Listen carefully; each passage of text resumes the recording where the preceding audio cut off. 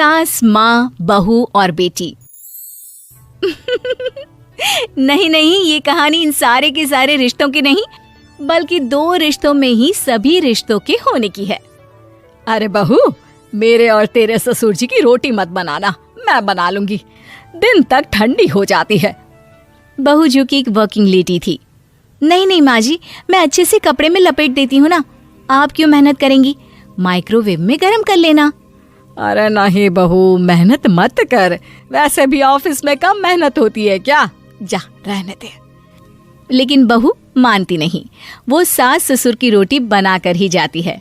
दोपहर में खाने के वक्त ससुर जी कहते हैं, अरे बहू को रोटी बनाने के लिए क्यों मना कर दिया, क्या हो गया, ठंडा ही तो खाते आए हम लोग हमेशा से। अरे वो क्या है ना, सुबह ऑफिस जाती है, घर का सारा काम करने में वक्त लग जाता है, अरे थकती है वो अलग, तो मैंने सोचा बहाने से ही थोड़ा कम काम करवाऊं। ससुर मुस्कुरा रहे होते हैं। ये तो अच्छा है, बहू को समझना जरूरी है।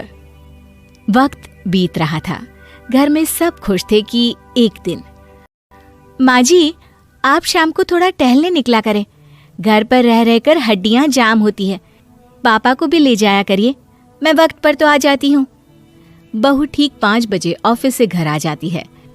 फिर चाय नाश्ता बनाकर सास ससुर के साथ बैठती, उन लोगों को सारा दिन का हाल बताती। रात को पति घर आता है। क्या बात है बेटा, ऑफिस से आकर कभी हम लोगों के साथ भी बैठा कर। अरे माँ, दिन रात काम करके मन ही नहीं करता, अगले दिन की फिर तैयारी होती है, आप और पापा ही कमरे में आ जाओ। इससे अच्छी तो बहू है, कितना भी थकी रहे, घर आकर हम लोगों के लिए चाय नाश्ता बनाना, फिर बातें करना। बहू ना होती तो हम बुढ़ा बुढ़िया तो बैठे ही रह जाते। सास और ससुर अब बहू के कहने पर शाम की सैर पर निकलने लगते हैं। सास की कई सहेलियां बनती है तो ससुर को भी कुछ बुजुर्ग लोगों का ग्रुप मिल जाता है। कैसा रहा सहेलियों के साथ शाम का वक्त? हम लोगों ने तो भाई खूब योगा किया। अरे हम लोगों को गप्पों से फुर्सत ही नहीं होती। वैसे मिसेस मल्होत्रा आज बहू के बारे में कुछ बोल रही थी। तभी वहां ऑफिस से बहू आ जाती है जो जींस और टॉप में होती है। क्या बात है माँ, क्या कह रही थी आपकी सहेली आपकी बहू के लिए? सास इस बार बहू को कुछ अलग तरीके से देखती है और उल्टा सवाल ही दाग देती है। क्या कह रही थी वो हटा, ये बता, तेरे ऑफिस में तो मर्द भी काम करते होंगे ना? बहू जो अब तक मजाक कर रही थी वो सीरियस हो जाती है। मर्द होंगे नहीं माँ जी, मर्द ही ज्यादा हैं, हम 5 ही लड़कियां हैं ऑफिस में। अरे तो अच्छा लगता है क्या ऐसे कपड़े पहनती हो? कल से तुम ना साड़ी पहनकर ऑफिस जाना, और हाँ, शाम का नाश्ता थोड़ा जल्दी बनाया करो, नाश्ता बनाकर बाद में ही ऑफिस के कपड़े चेंज करने जाना। बहू को समझ में नहीं आता कि सास को हो क्या गया है, लेकिन वो कुछ नहीं कहती, सीधे किचन में जाकर चाय नाश्ता बनाती है और सास ससुर को दे देती है। अगले रोज बहू ऑफिस के लिए तैयार होती है तो खूब सुंदर सी साड़ी पहनती है और ऑफिस के लिए निकलने से पहले सास और ससुर के पैर छूती है और निकल जाती है। क्या बात है, आज मेधा के ऑफिस में लग रहा है कोई फंक्शन है। अच्छा, पता नहीं, मुझे तो बताया नहीं, वैसे तो सारी बात करती रहती है। अरे देखा नहीं कैसे साड़ी पहनकर जा रही थी? अरे वो तो मैंने ही बोला है उसे। अरे अच्छा लगता है क्या रोज रोज ऐसे सूट या जींस में जाना? बहू हो, बहू बनकर रहो, और आप भी ना मेधा मेधा मत किया करिए, बहू बोला करिए, सर पर चढ़ जाएगी तो दिक्कत हो जाएगी। सास अब बहू को बहू जैसा रखने लगती है, हर बात पर रोका टोकी, हर बात पर ताने। क्या बात है, आजकल लेट आ रही हो ऑफिस से? अरे चाय के लिए भी देर हो जाती है, हम लोग फिर पार्क में भी देर से पहुंचते हैं। सभी की बहुएं वक्त से चाय नाश्ता करा देती है अपने सास ससुर को, बस एक तू ही है जो उस वक्त ऑफिस से निकलती है। माँ जी, वो एक रास्ता पुलिस वालों ने न जाने क्यों बंद कर रखा है, जिसके कारण ट्रैफिक ज्यादा हो जाता है। मैं कोशिश करूंगी कल वक्त से पहले ही निकल जाऊं। ससुर देख रहे होते हैं कि बहू अब परेशान सी रहने लगी है। एक रोज, मेधा, बेटी मेधा। जी पिताजी। बेटा देख जरा कौन सी टी शर्ट अच्छी लग रही है।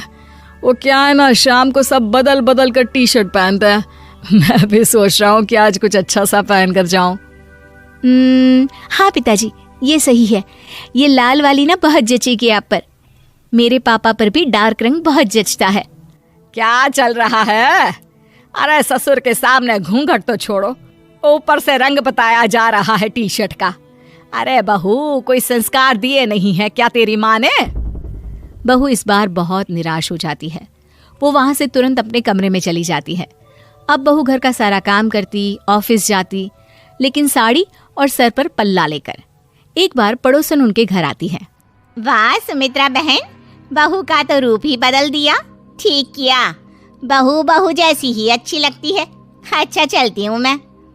पड़ोसन के जाने के बाद सास बड़ी अकड़ के साथ कहती है, देखा मेरा कमाल, कैसे मैंने मेधा बहू को कंट्रोल में कर लिया। अब बारी ससुर के बोलने की थी। हाँ सुमित्रा, बिल्कुल ये काम तो किया है तुमने, लेकिन कभी सोचा क्या खो दिया? क्या खो दिया? मैंने तो कुछ नहीं खोया जी। खोया है, पहले बहू जब ऑफिस जाती तुम्हारे पैर छूकर तुम्हें गले लगाती, लेकिन अब सिर्फ पैर छूती है। हाँ जी, ये बात तो आप ठीक बोल रहे हैं। पहले घंटों हम लोगों से बात करती, कमरे में ना जाती, ऑफिस से आते ही खुद की चाय, खाना, नाश्ता सब हम लोगों के साथ करती, सारी बात बताती। लेकिन क्या तुम्हें पता है, बहू की तबीयत खराब चल रही है, वो माँ बनने वाली है। ये बात मुझे बेटे ने बताई कि तुम्हें बता दूं। अब सास की आंख में आंसू थे। वो समझ गई थी कि लोगों के कहने में आकर उसने क्या खो दिया।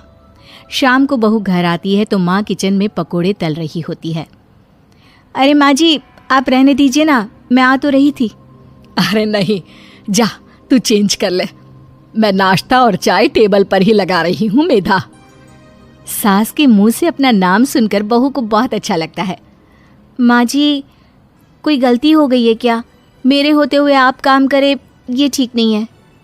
संस्कारी और समझदार बहू सास को माँ समझती है, लेकिन सास की बेवकूफ़ी उसे सास ही बनाकर रखती है।